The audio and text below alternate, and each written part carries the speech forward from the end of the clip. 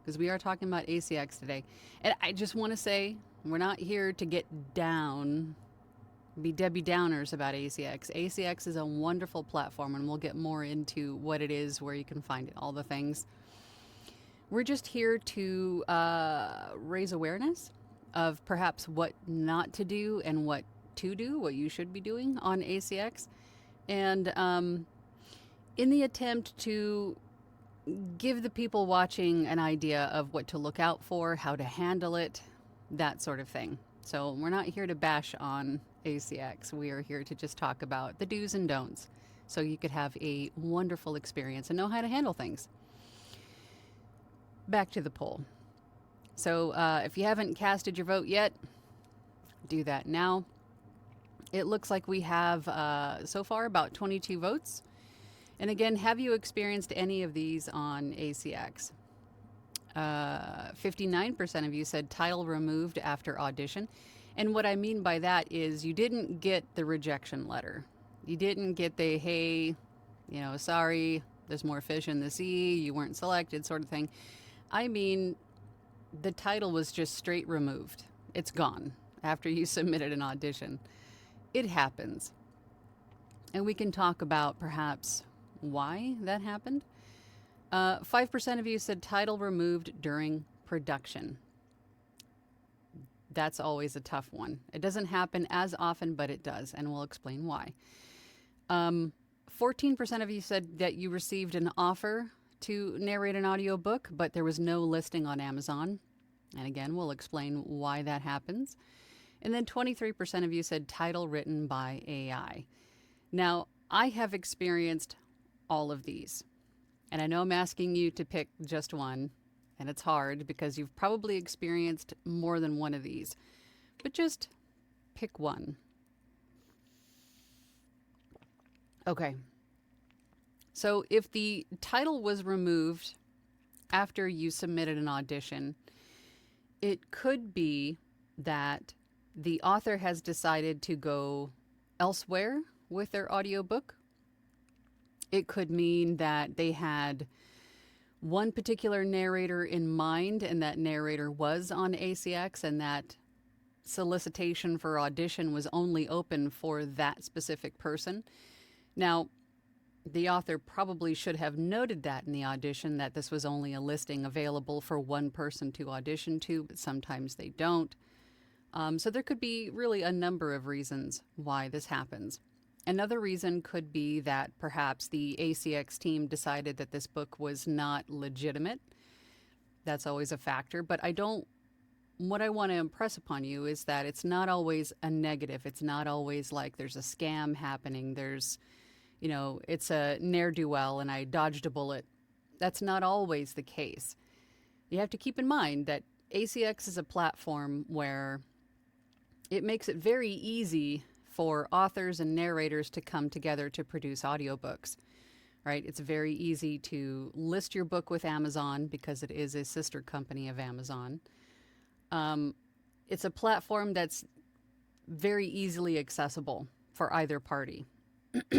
And the ACX team is constantly looking for ways to improve the experience for both sides.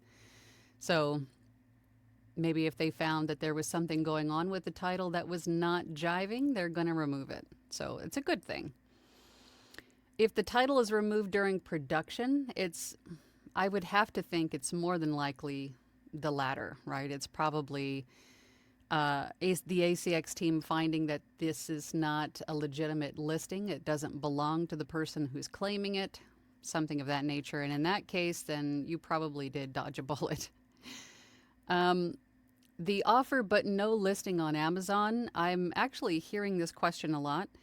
Because this platform makes it so easy for authors and narrators to get together to produce audiobooks, there are authors who, for whatever reason, don't want to use Audible as a audiobook distribution platform, and perhaps they want to do something else with their audiobook.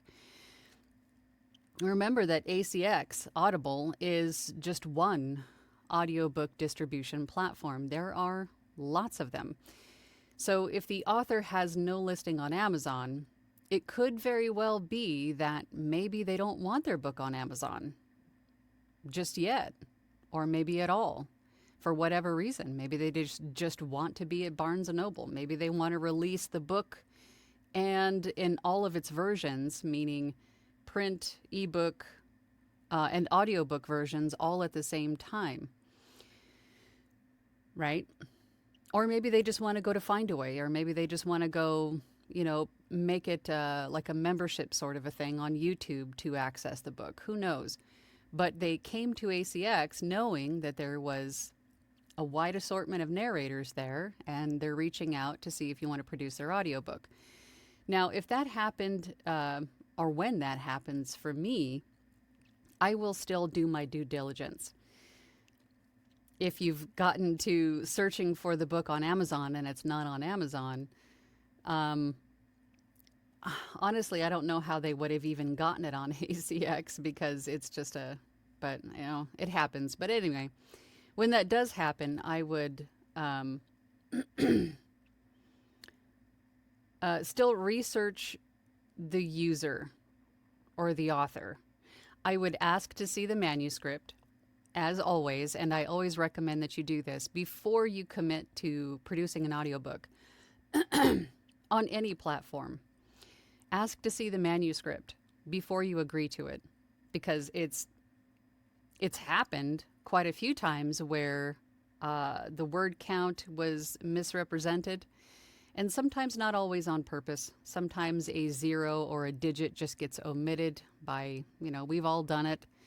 So you want to verify the word count.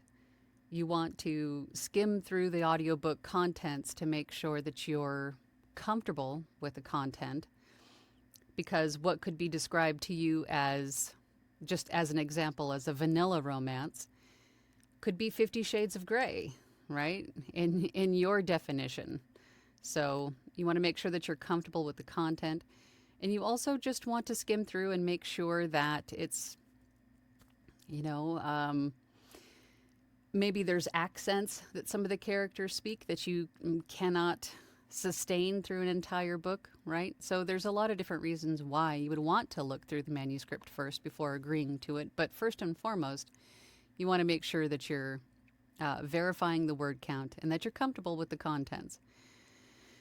So that could be a reason why, if you've received an offer from someone and the book isn't on Amazon, that doesn't immediately mean it's a scam. But you still want to do your due diligence and research the author and make sure that the book belongs to them.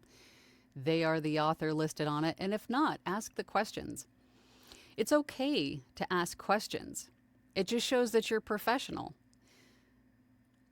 I have a lot of people ask me all the time, well, what do I do in this situation? The names don't match up. Well, ask them. Ask them, say, hey, if Jane Doe is the listed author on the manuscript and the person contacting you is Bill Smith, then ask them, does Jane Doe know that we are producing this audiobook? Do we have permission from Jane Doe? And just leave it open-ended and see what they say, right? It could be their wife's book. It could be an indie publisher. It could be maybe a pen name. I mean, who knows? But then do your due diligence and make sure that they are a legitimate person. And even in some cases, I've had people reach out to the author directly. Like if someone sent you an offer on ACX and the names didn't match up, you Google search the author, find the author's webpage, and then submit a contact form to ask that author, hey, do you know that your audiobook is being, is open for auditions on ACX to produce an audiobook? And see what they say. They'll say, yep, that's me. Great to meet you. Or they might say, no, that's not me. Thank you for letting me know. And that could, potentially save that author from having their information taken. So it's not a bad thing. Ask those questions. Do that research. It's not forbidden. You can do that. Ask the questions. And then the last option is the title is written by AI. And you're going to see a lot more of this until it becomes I don't want to say, I feel at some point it's going to be restricted, or it's going to have to be, it's going to have some sort of a, like a stamp on it saying this is an AI written title, or going the other way, maybe these audiobook distributors will go, we're not accepting stuff that's written by AI or bolstered by AI. Because I find a lot of, especially self published authors, as we know, the bigger the book, the more you can charge for it. So, unfortunately, I think some of the authors are getting AI assistance in writing these books, meaning they could have a great idea, but then maybe they're not happy with the final word count, so they stick the content into AI and ask it to fill it out, to expand it. But I don't know. I don't know how that's going to go, but yeah, I've experienced all of these myself, and I'm still on ACX, still doing business through ACX. It's just something to be cognizant of. It's just, you know, nature of the beast, I suppose. If you're in any kind of business, you're going to have new hurdles that you're, presented with. It's in knowing how to handle them, what they are, and how to handle them is what is important. So, another important reason why we have these conversations is to stay on top of these things and know that they're out there, right? All right, we have a lot of comments. So, if you have a question about ACX, or if you have an experience you'd like to share, positive or negative, then we can talk about it here in the comments. Tips. If you have any tips for any new narrators out there, then please leave them in the comments. Or if you just want to say hi, put it in the comments.